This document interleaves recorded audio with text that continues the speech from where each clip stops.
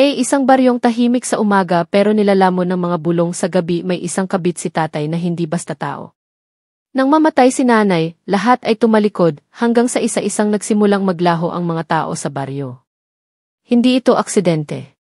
Ito'y paghuhukom. At ang kwento ko simula pa lang ng mas malalim na sumpa. Handa ka na bang malaman ang totoong dahilan kung bakit hindi lahat ng kabit ay galing sa tao? Gabing-gabi na nang makarinig kami ng kaluskos sa bubong. Tahimik ang paligid pero ramdam ko ang lamig na gumagapang sa aking likod. Si nanay, tahimik na nagdarasal sa sulok ng kwarto, habang ako'y nakasilip sa bintana. Ang buwan ay kalahating natatakpan ng ulap. Mula sa dilim, may aninong dahan-dahang bumaba sa puno ng mangga sa harapan ng bahay. Hindi tao. Hindi hayop. Ang mga mata nito, mapupula, parang apoy sa gitna ng gabi. Kumakabog ang dibdib ko parang sasabog. Narinig ko ang lagitik ng kahoy sa may hagdan. May paang umaakyat. 1, 2, 3. Tahimik. Pero siguradong may umaakyat. Biglang bumukas ang pinto ni tatay. Lumabas siya. Walang imik. Nakatitig lang siya sa dilim. Ako ang bahala, bulong niya kay nanay, pero hindi man lang siya lumingon. Sumunod siya sa anino. Naglaho siya sa dilim. Kinabukasan, dumating si tatay pero hindi na siya si tatay. Ang kanyang mga mata, itim na itim, walang puti. Ang kanyang balat, tila tuyot at malamig sa haplos. Hindi na siya nagsasalita sa amin. Pero gabi-gabi, may naririnig kaming iyak ng babae mula sa silid niya. Hindi si nanay. At lalong hindi kami. Sa umpisa, akala namin ay bangungot lang. Pero nakita ko. Nakita ko ang babae sa silid ni tatay. Walang mukha. Ang buhok niya mahaba, basang-basa at amoy lupa. Nakatayo siya sa paanan ng kama ni tatay. Nakangiti. May hawak siyang maliit na bote na may itim na likido. Bumaling siya sa akin. Ako ang tunay mong ina, bulong niya, sabay turo sa tiyan niya na waring may gumagalaw sa loob. Napaatras ako. Napasigaw si nanay. Pinilit niyang pumasok sa kwarto, pero tinulak siya ni tatay. Walang awa. Tumalsik si nanay sa pader. Duguan ang kanyang noo. Lumapit ang babae kay tatay. Hinalikan siya sa labi. Bigla, nagsimula ng mangitim ang liig ni tatay, dahan-dahang gumapang ang itim hanggang sa buong katawan. Parang sinisipsip ang buhay niya. Nanigas si tatay sa sahig. Ngunit hindi siya patay. Nakatitig lang siya sa kisame, habol ang hininga. Ang babae tumingin muli sa akin. Isang anak para sa kapalit, anya, habang hinahaplos ang tiyan. Nakita ko kung paano lumabas mula sa kanyang tiyan ang isang nilalang, hindi sanggol, kundi isang maliit na nilalang na may pakpak ng paniki at mata ng uwak. Sumigaw si nanay. Bruha kang kabit ka. Ngunit bumiti lang ang babae. Ang hustisya sa mundong ito ay para sa may kapangyarihan, sagot niya. Biglang nagdilim ang buong bahay. Narinig ko ang sigaw ng mga kaluluwa mula sa ilalim ng sahig. Parang libingan ang buong paligid. Tumayo si tatay. Ngunit hindi na siya si tatay. Ngipin niyang mahaba, matutulis. Lumapit siya sa akin. Amoy asupre ang hininga niya. Ikaw ang susunod, bulong niya sa tenga ko. Tumingin ako kay nanay. Ngunit wala na siya sa tabi ko. Nasa sahig siya, duguan. Patay. At ang kabit ni tatay. Nasa likuran ko na. Humawak siya sa balikat ko. Mainit. Parang apoy. At sa isang iglap, nakakita ko ng sarili ko sa salamin. Ngunit ang refleksyon ko. Hindi ako, ang refleksyon ko. May mga mata itong dilaw. May mga kuko itong mahahaba, tila mga pangil ng hayop. At ang ngiti. Hindi akin ang ngiting iyon. Parang gutom. Parang sabik sa dugo. Napalunok ako. Pero hindi ako makagalaw. Parang may mahigpit na yakap sa kaluluwa ko. Narinig ko ang halakhak ng babae sa likuran ko. Mana-mana lang yan, anak, sabi niya, habang humahaplos sa buhok ko. Ikaw ang tagapagmana ng lahi naming isinumpa. Sumigaw ako, pero walang tunog. Nanatili akong nakatitig sa salamin. Nakikita ko ang unti-unting pagbaluktot ng anyo ko. Ang balat ko, nangingitim. Ang mga mata ko lumalalim. May naramdaman akong kirot sa likod ko.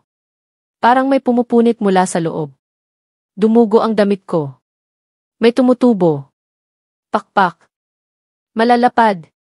Mabalahibo. Mabigat. Nahulog ako sa sahig. Hindi na ako humihinga gaya ng dati. Parang hindi ko na kailangan. Tumawa muli ang babae. Ngayon, wala nang makakapigil sa atin. Lahat ng tumalikod sa atin, lahat sila'y magbabayad. Naramdaman ko ang galit. Ang apoy sa dibdib ko. Naalala ko ang mga kamag-anak naming hindi na bumisita. Ang mga kapitbahay na umiiwas kay nanay. Ang mga taong tumawa sa kanya habang nagmamakaawa sa barangay. Walang tumulong. Walang nakiramay. Ngayon, sila ang nasa listahan. Isa-isa. Bawat gabi may tatawagin. Bawat gabi may mawawala. At ako ang mangunguna. Ako ang bagong anak ng dilim. Ang unang gabi ay tahimik. Mas tahimik pa sa libingan. Lumabas ako sa bintana, dala ang bagong anyo ko. Hindi ako nadama ng aso. Hindi ako nakita ng tanod. Parang hangin lang ako na malamig at mabigat. Ang unang bahay. Kay Kapitana. Siya ang tumanggi kay nanay noong humihingi kami ng tulong. Wala kaming pondo para sa ganyan, sabi niya noon habang umunguya ng mamahaling biskwit. Ngayon, natutulog siya sa kama habang bukas ang bintana. Pumasok ako. Ramdam ko ang tibok ng puso niya kahit hindi siya gumagalaw. Tumayo ako sa paanan ng kama niya. Dahan-dahan siyang nagmulat ng mata. Nanlaki ito sa takot. Hindi siya makasigaw. Parang may humawak sa kanyang lalamunan. Ako iyon. Naalala mo ba si Aling Rosa? Tanong ko. Hindi siya makasagot. Pero ang luha niya bumagsak sa unan. Ngumiti ako. Ang mga kuko ko lumalim. Ang pakpak ko bumuka. At mula sa likod ko, lumitaw ang nilalang na isinilang ng kabit ni tatay. Lumapit ito kay Kapitana, suminghot-singhot sa hangin. At pagkatapos, isang malakas na hiyaw. Isang ungol ng paghihirap. Sumiklab ang kandila sa altar ni Kapitana. At ang buong bahay niya nalunod sa dilim. Wala nang natagpuan kinaumagahan. Walang bakas. Walang dugo. Walang katawan. Tanging usok lang sa hangin. At isang sulat na nakasabit sa pintuan. Bayad ito sa kasalanan. Kinabukasan, usap-usapan na ang pagkawala ni Kapitana. Pero walang gustong magsalita. Takot sila. Takot sa hindi nila maintindihan. At ako. Nakaupo lang sa lilim ng puno, pinagmamasdan sila. Ang anyo ko nagbabalik sa dati. Mata ng inosente. Ngunit sa ilalim nito, may apoy na unti-unting lumalakas. Isa pa lang iyon. Marami pa ang susunod. Dahil ang gabi ay sa amin na. At ang katarungan. Wala na sa korte. Wala na sa batas. Nasa mga nilalang na gaya namin. Mga isinumpa. Mga nilimot. Mga gutom. Sa sumunod na gabi, hindi ako pinatulog ng katahimikan. Isang uri ng katahimikang parang naghihintay ng sigaw. Nasa bubong na naman ako. Tahimik. Madilim. Sa baba may kasayahan. Binyag ng anak ni Kagawad. May inuman. May kantahan. Pero ang bahay nila, isa sa mga dahilan ng pagkamatay ni nanay. Si Kagawad ang nagsabi noon na si nanay ay baliw. Na lahat ng reklamo niya ay gawa-gawa lang. Na ang tungkol sa kabit ni tatay, imbento lang ng babaeng walang asawa. Ngayon, panahon na para bumisita. Lumipad ako dahan-dahan. Hindi ako naramdaman. Pumasok ako sa itaas ng bahay nila sa kwarto ng sanggol. Tahimik ito. Mahimbing ang tulog. Napakaliit. Napaka-inosente. Pero sa likod ko, naroon na naman ang nilalang. Yung isinilang mula sa tiyan ng kabit. Suminghot siya sa ere. Umubo ang sanggol. Nagising. Umiyak. Ngunit hindi dahil sa gutom. Kundi dahil sa takot. Tumayo ako sa paanan ng duyan. Nakatingin lang ako. Ramdam ko ang pakikipaglaban ng budli ko. Isang tinig sa loob ko ang nagsabing tama na. Pero mas malakas ang bulong ng babae sa likod ng utak ko. Walang awa ang mundong ito, sabi niya. At ang awa ay kahinaan. Bumukas ang pinto. Pumasok si Kagawad. Nakita niya ako. Nanlaki ang mga mata niya. Nanigas ang katawan. Hindi siya makagalaw. Parang may humawak sa kanyang mga paa. Humakbang ako palapit. Dahan-dahan. Ang mga pakpak ko dumudula sa hangin. Naalala mo ba ang tinawanan mong babaeng may pasa sa mukha? Tanong ko. Hindi siya sumagot. Pero kita sa mga mata niya ang takot. Ang pagsisisi. Huli na. Ang nilalang sa likod ko ay tumalon. Sumubsob sa liig niya. Isang matinis na sigaw ang lumabas sa kanyang bibig. Tumigil ang musika sa ibaba. May sumigaw, si Kagawad. Mabilis akong nawala sa dilim. Pagbaba nila. Wala na si Kagawad. Wala na rin ang sanggol. Sa kama, may bakas ng abo. At sa kisame, nakasulat gamit ang dugo. Tama ba ang pagtawa mo? Kinabukasan, may nagsimulang magsunog ng mga anting-anting. May nagdala ng itim na tandang sa simbahan. May nagsimulang mag-ayuno, magdasal, magpatawad. Ngunit huli na ang lahat. Ang sumpa ay nagsimula na. Ang katarungan sa dugo na nakasulat. At ako. Isa na akong hukom sa mundong tinalikuran kami. Sa ikatlong gabi, umulan ng malakas. Parang langit mismo ay gustong ilibing ang mga kasalanan ng baryo. Pero hindi kayang hugasan ng ulan ang dugong isinumpa. Lumalalim na ang gabi at ang mga tao nagkukulong na sa bahay. Wala nang palaboy-laboy. Wala nang tsismisan sa kanto. Lahat sila takot. Ngunit hindi sapat ang takot para huminto ang paghukom. Ang susunod. Si Ginoong Cordero. Dating pulis. Siya ang tumangging imbestigahan ang mga reklamo ni nanay tungkol sa kabit ni tatay. Ayusin ninyo yan sa loob ng pamilya, sabi niya noon habang hinihigit ang yosi sa harap ng istasyon. Pero paano mo aayusin ang isang bagay na hindi tao ang kalaban? Ngayong gabi, ako ang tatawag ng hustisya. Tahimik sa bahay ni Ginoong Cordero. Pero sa loob, amoy alak at sigarilyo. Nakita ko siya sa sala, tulog sa sofa, may baril sa tabi niya. Pinagmasdan ko siya mula sa dilim. Lumapit ako. Humakbang ako nang hindi naririnig. Pero biglang bumukas ang sisi. Walang signal. Puro puti at ingay. Nagising siya. Napaupo. Kinuha agad ang baril. Sinong andyan? Sigaw niya, nanginginig ang tinig. Sumulpot ang nilalang mula sa likod ng kurtina. Umakyat sa kisam. Hindi niya nakita. Pero naramdaman niya. Ramdam ng balat niya ang kilabot. Ako, nakatayo lang sa gilid ng kwarto. Sinindihan niya ang ilaw. Walang tao. Walang tunog. Walang gumagalaw. Hanggang sa may narinig siyang boses mula sa hallway. Boses ni nanay. Mahinahon. Malungkot. Bakit mo ako pinagtawanan, Carding? Bakit mo akong hinayaang mamatay ng walang hustisya? Nalaglag ang baril sa kamay niya. Napasandal siya sa dingding. Nanginginig. Nagdasal. Ngunit ang mga dasal ay hindi naririnig ng mga nilalang na isinumpa. Bumukas ang pintuan sa likod niya.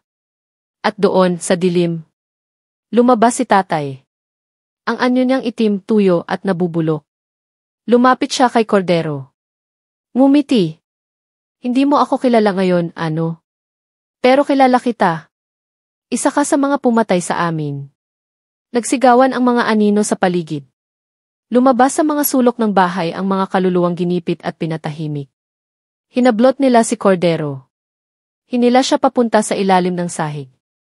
Umuungol siya. Humihingi ng tawad. Ngunit ang bahay ay napuno ng apoy na asul. At sa isang kisap mata, nawala siya. Ang bahay, naiwan lang ang upuang may abo. Sa pader, may sulat gamit ang sinunog na kahoy. Sa mga tumalikod sa katotohanan, walang ligtas.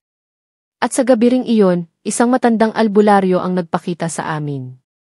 Lumapit siya sa akin habang ako'y nasa ilalim ng puno ng duha. Tama na, sabi niya, hawak ang krusipyo. Ang galit ay nagpapalakas sa kanila. Hindi ito ang paraan.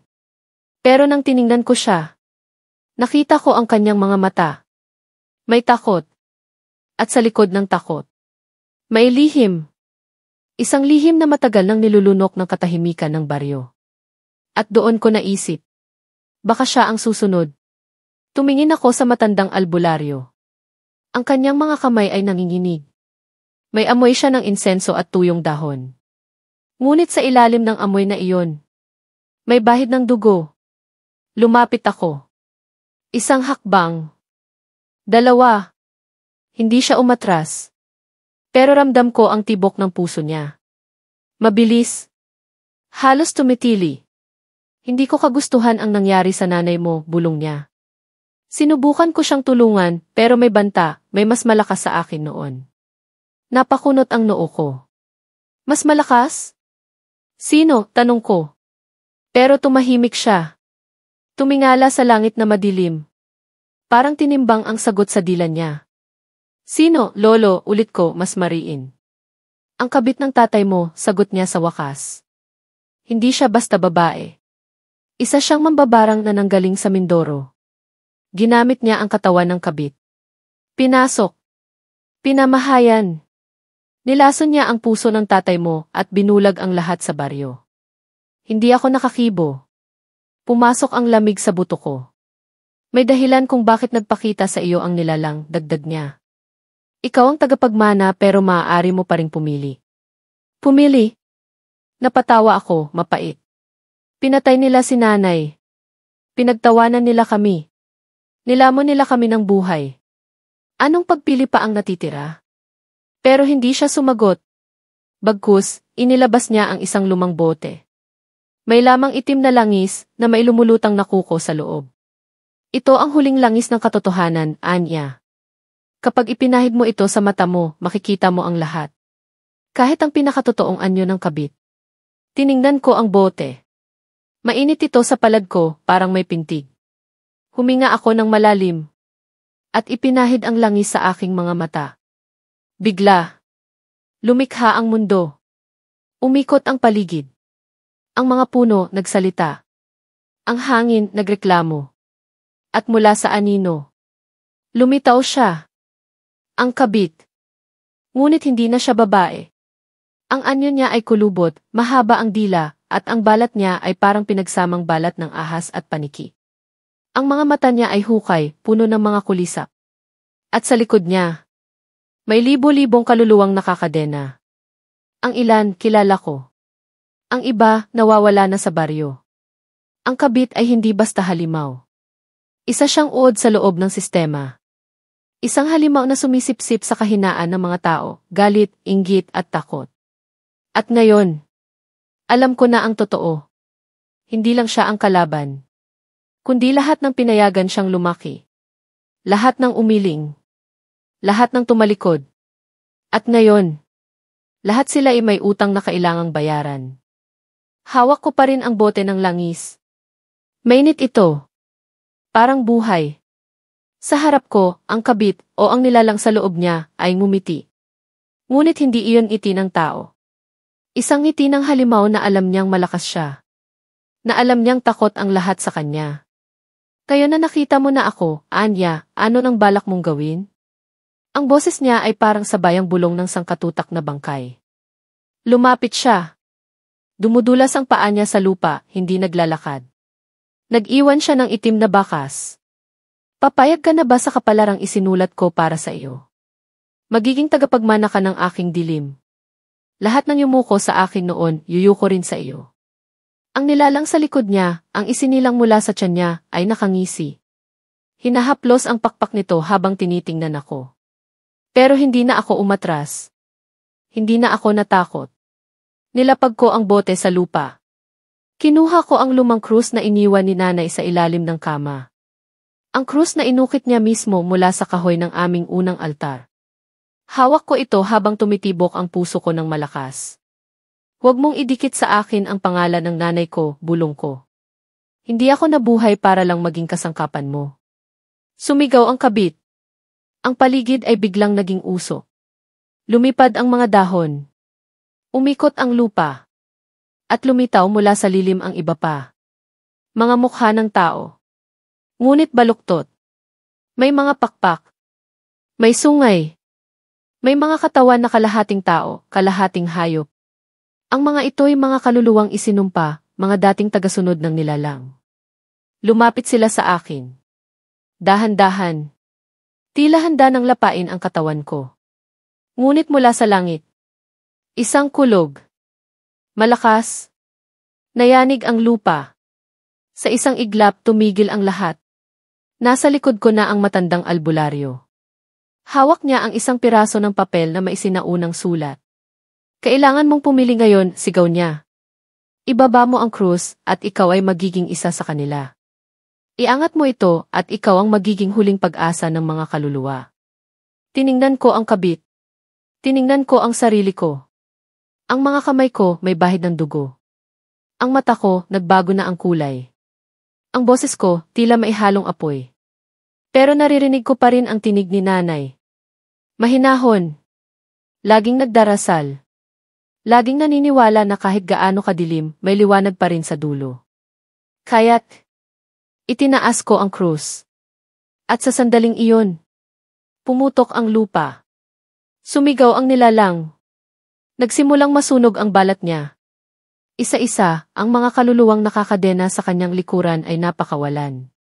Sumisigaw sila ng luha at pasasalamat habang pumapailan lang sa hangin. Ang halimaw ay lumuhod. Nagmamakaawa. Ngunit hindi ko binaba ang krus. Mas lalo ko pa itong itinayo. Ang lupa ay sumigaw. Ang langit ay dumilim. At ang huling salita ng kabit. Hindi pa ito tapos di. At siya'y naabo. Iniwan ang isang aninong umuusok sa gitna ng duhatang puno. Tahimik ang lahat. Ngunit alam kong may nanonood pa. May natira pa. At ang digmaan. Ng liwanag at dilim.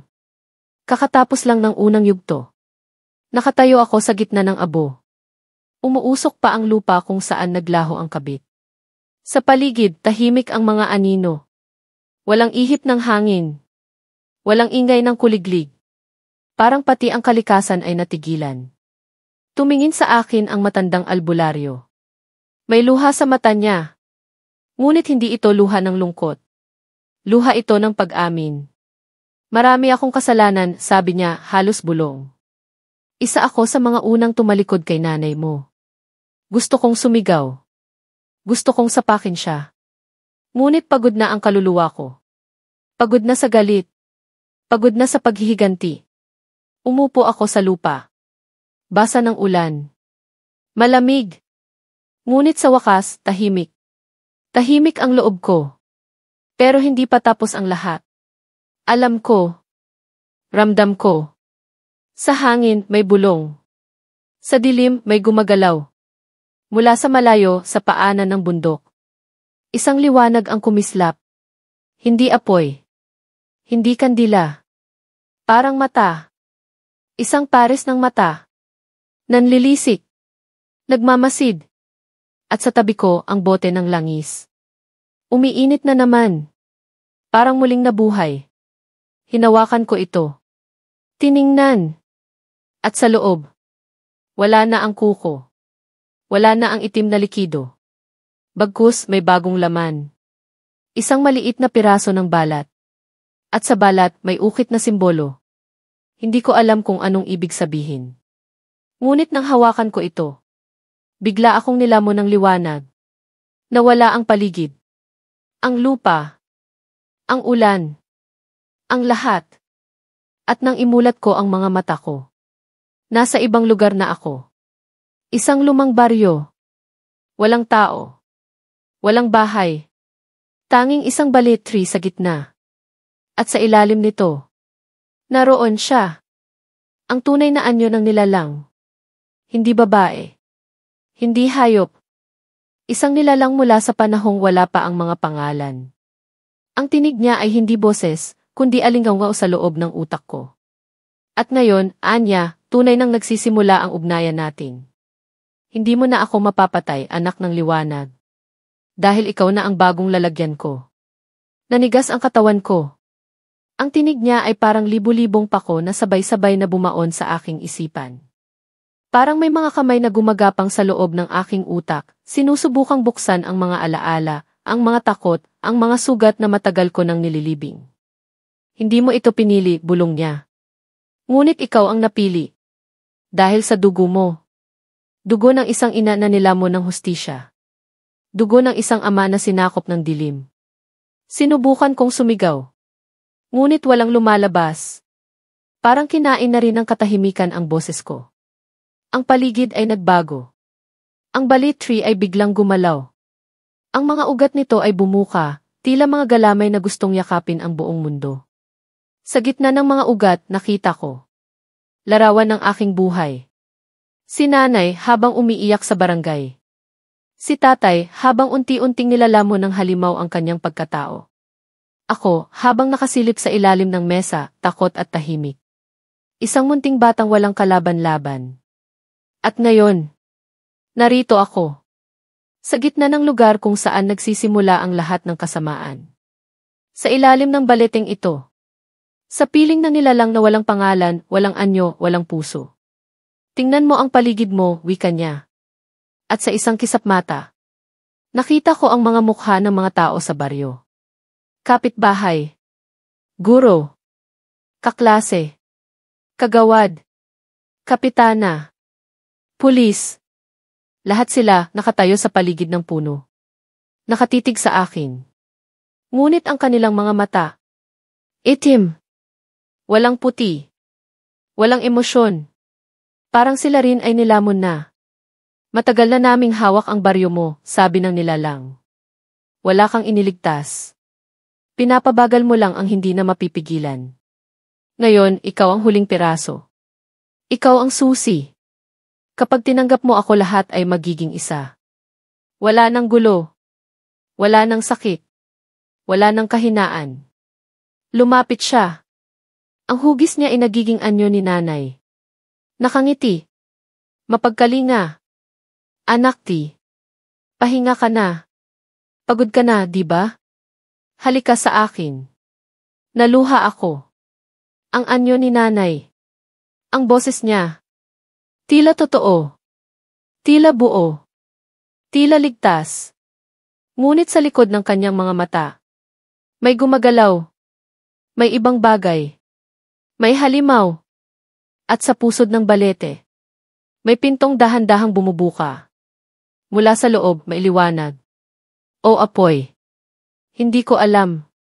Ngunit alam kong, ito na ang wakas. O ang simula ng isang sumpang hindi na muling masasarhan.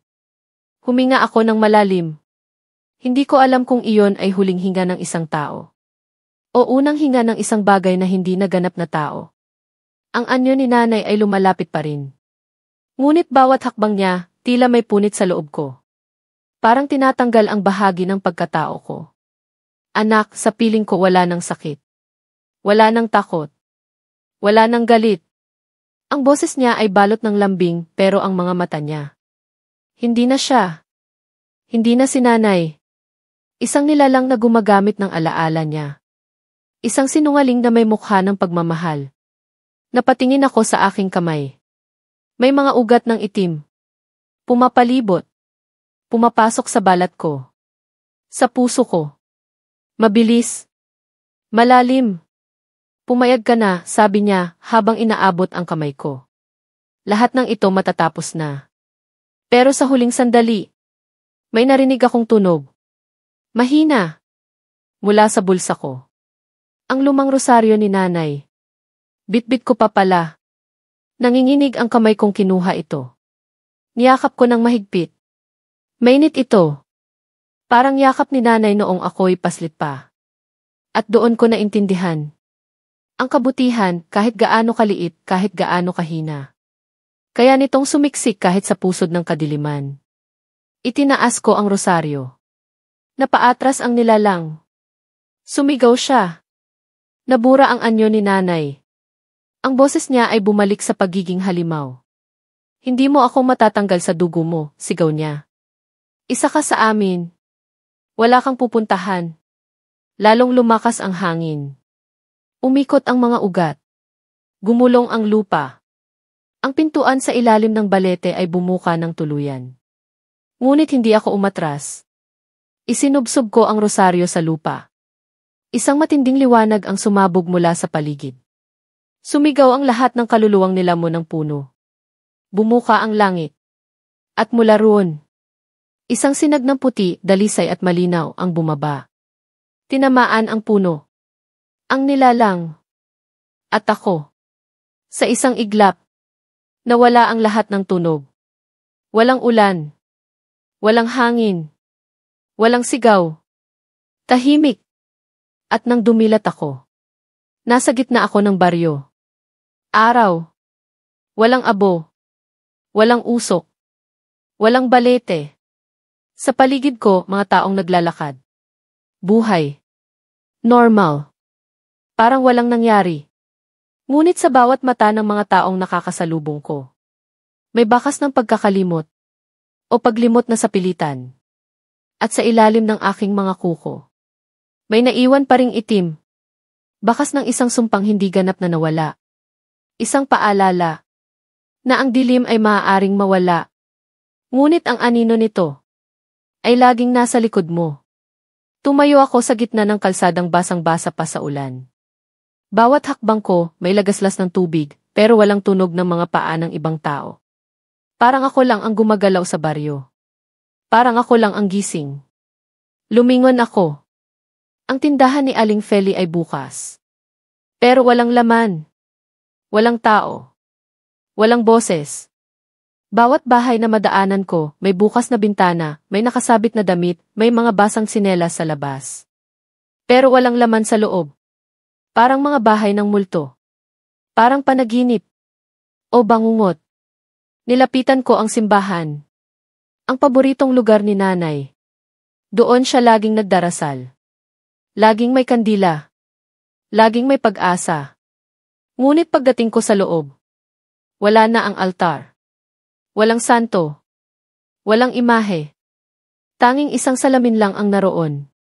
Malaki. Matangkad. Parang pintuan. Lumapit ako. Tumingin. At nakita ko ang sarili ko. Ngunit hindi ako. Ang anyo ko ay mas payat, mas maputla. Ang mga mata ko may kaunting dilaw sa gilid. At sa likod ko sa refleksyon, ang baleteng puno. Buhay. Nakatayo. Matikas. Parang hindi kailanman nasunog. Lumayo ako. Kinusot ko ang mata ko. Ngunit pagtingin ko ulit, wala na ang salamin. Isang pader na lang. At sa gitna ng pader may nakaukit. Mga salitang hindi ko maunawaan. Mga simbolong gumagalaw parang may buhay. Napatigil ako. Narinig ko ang huni ng uwak. 1, 2, 3. Paglingon ko, may isa pang ako sa dulo ng pasilyo. Kawangis ko. Kasukat ko. Nakatayo lang. Nakatitig. At ngumiti. Isang ngiti na hindi sa akin. Hindi ko ginamit. Hindi ko inisip. Isang ngiti ng isang bagay na nasa loob ko na. Na hindi na aalis. Na naghihintay lang ng pagkakataon. At sa sandaling iyon, alam ko. Ang sumpa ay hindi lang tungkol sa paghihiganti. Ito ay pamana. At ako na ang tagapagdala. Tumakbo ako palabas ng simbahan. Mabilis. Parang mabubuwal. Pero kahit anong layo ng takbo ko, parang hindi ako nakakalayo. Parang paulit-ulit akong bumabalik sa parehong kanto. Parehong dingding. Parehong katahimikan. Huminto ako sa gitna ng kalsada. Hinihingal. Basang-basa ng pawis. At doon ko siya muling narinig. Ang boses. Yung boses na parang bangkay na nagsasalita mula sa ilalim ng lupa. Hindi mo na kailangang lumayo. Wala ka ng tatakbuhan. Ang katawan mo ay lupa. Ang puso mo ay ugat. Ang kaluluwa mo akin na. Napaluhod ako.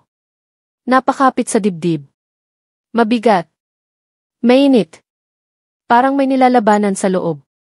Isang apoy na hindi kayang patayin ng ulan. Isang lamig na hindi kayang painitin ng liwanag. At sa mga patak ng ulan sa paligid ko. May anyo ng mga mukha. Mukha ng mga nawawala. Mukha ng mga nasaktan. Mukha ni nanay. Ngunit ngayon, wala nang haplo sa kanyang mga mata. Tanging tanong. Tanging pananabik. At sa ilalim ng boses ng ulan. May isang tanong na paulit-ulit kong naririnig. Pipiliin mo bang tapusin ito? Pipiliin mong mamatay o maging immortal sa dilim? Hindi ko alam ang sagot. Hindi ko alam kung alin ang mas makatarungan. Ang kalayaan o ang kapangyarihang kayang magdala ng hustisya. Pero sa huling saglit, habang nakaluhod ako sa gitna ng kalsadang basa at walang laman. May kamay na dumampi sa balikat ko. Mainit. Totoo. Tunay. Paglingon ko, isang batang babae. Mga 6 na taong gulang. May suot na uniforme ng paaralan. May dumi sa pisngi. Ngunit sa mga mata niya. Liwanag. Walang bahid ng anino. Kuya, sabi niya. Uwi na tayo, di ba? At doon ko naramdaman. Na kahit gaano kalalim ang ugat ng kadiliman. May mga binhi pa rin ng liwanag. At marahil hindi ako ang wakas. Baka ako ang simula. Tinitigan ko ang batang babae. Hindi siya natatakot. Wala siyang galit. Wala ring tanong sa mukha niya. Parang alam niya ang lahat. At tinatanggap niya ako. Tinanggap niya kahit alam niyang may anino sa loob ko. Tumayo ako, mabigat pa rin ang katawan. Pero sa kamay niya, may lakas. Hinawakan ko ang palad niya. Maliit. Mainit. Totoo. Habang naglalakad kami pabalik sa baryo. Tahimik lang siya. At ako, pinagmamasdan ang bawat detalye ng paligid. Ang mga puno, tila nakayuko sa aming pagdaan. Ang hangin, dahan-dahang humahaplos sa balat. Tila pinupunasan ang mga sugat na hindi kita. Pagdating namin sa gitna ng baryo. Nakatayo roon ang matandang albularyo. Ngunit ngayon, ibang-iba na siya. Mas bata. Mas tuwid. Parang wala na ang bigat ng kasalanan sa balikat niya. Ngumiti siya. At tumango. Hindi na siya nagsalita.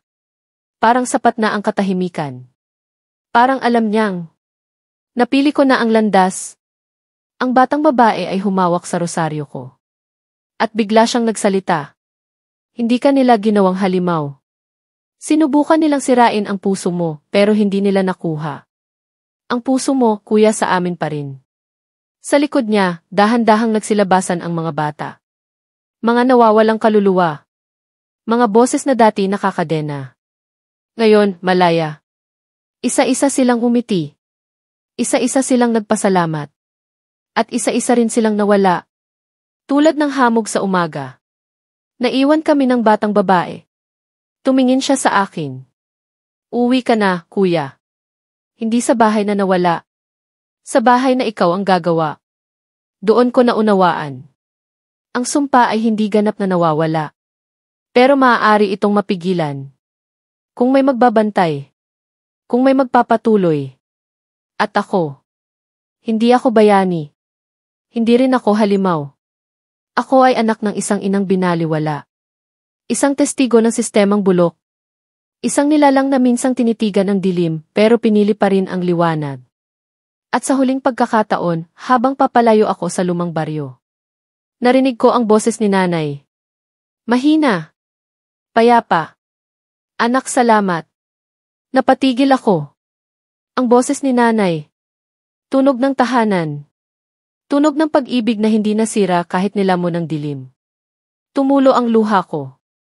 Tahimik lang. Mainit. Parang pagpapaalam. Tumingin ako sa langit. Makulimlim pa rin. Ngunit sa gitna ng ulap, may liwanag na dahan-dahang sumisilip. Hindi man maliwanag. Ngunit sapat para makita ang daan. Ang batang babae ay nawala na rin. Hindi ko alam kung siya ay espiritu, alaala, o bahagi ng panaginip. Pero iniwan niya ako ng tiwala. At pananagutan. Pagdating ko sa paanan ng bundok, nakita ko ang lumang bahay ni Lola. Bahay na matagal nang iniwan.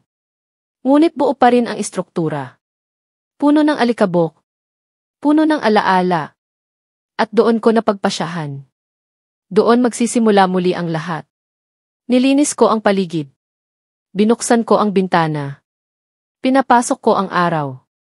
Isang araw, 2 araw, 1 linggo. Walang kababalaghan. Walang bisita mula sa dilim. Pero gabi-gabi nagsisindi ako ng kandila. Nagdadasal. Hindi dahil takot ako, kundi dahil may natutunan ako. Na ang panalangin ay hindi lang panangga. Ito rin ay paalala na mailiwanag sa gitna ng kadiliman. At minsan, ang pinakamatinding laban ay ang pagpili ng kabutihan sa gitna ng galit. Minsang may mga kumatok sa aking pinto. Mga batang nangungulila. Mga kabataang sugatan. Mga nilalang na iniiwasan ng mundo. Tinanggap ko sila. Pinakinggan. Pinakain. Pinayakap. At sa bawat kwento nila, narinig ko muli ang tinig ng sarili kong kabataan. Ang tinig ng isang batang umiiyak sa ilalim ng mesa. Pero ngayon, may sumasagot na sa iyak. Ako. At marahil, iyon ang tunay na pagtatapos. Hindi ang paghihiganti. Hindi ang kamatayan ng halimaw. Kundi ang pagbangon ng isang puso. Na piniling magmahal. Sa kabila ng lahat. Lumipas ang mga buwan. Tahimik na muling namuhay ang baryo. Ang mga alaala ng kabit, ng kababalaghan, ng mga nawala, unti-unting naging anino ng kahapon. Pero hindi ko pinili ang kalimutan. Araw-araw, nililinis ko ang altar ni nanay. Pinapalitan ang bulaklak. Sinasabayan ng dasal. Hindi para sa akin lang, kundi para sa lahat ng kaluluwang minsang hindi pinakinggan. Ang mga batang tinanggap ko sa bahay. Unti-unting naging pamilya. Nagtanim kami. Nagluto. Nagkwentuhan tuwing gabi. At sa bawat kwento nila, ibinahagi ko rin ang sa akin. Hindi ko tinago ang dilim. Hindi ko tinakpan ang sugat. Dahil alam kong sa pag-amin ng sakit, doon nagsisimula ang paghilom. Minsang may bumalik na alinggaw sa gabi. Isang bulong mula sa malayo. Isang panaginip ng balete. Ngunit ngayong hawak ko na ang liwanag. Hindi na ako nanginginig. Hindi na ako lumalaban gamit ang galit. Tumingin ako sa paligid. Mga bata natutulog ng payapa. Ang buwan nakasilip sa bintana. At ako nakaupo sa harap ng lumang mesa ni nanay. May hawak na papel.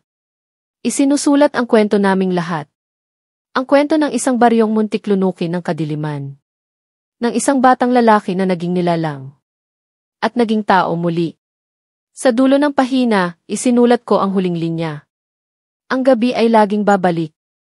Pero hanggat may kandilang nakasindi, hindi kailanman magwawagi ang dilim. At sa pagpatay ko ng ilaw, isang kandila ang naiwan.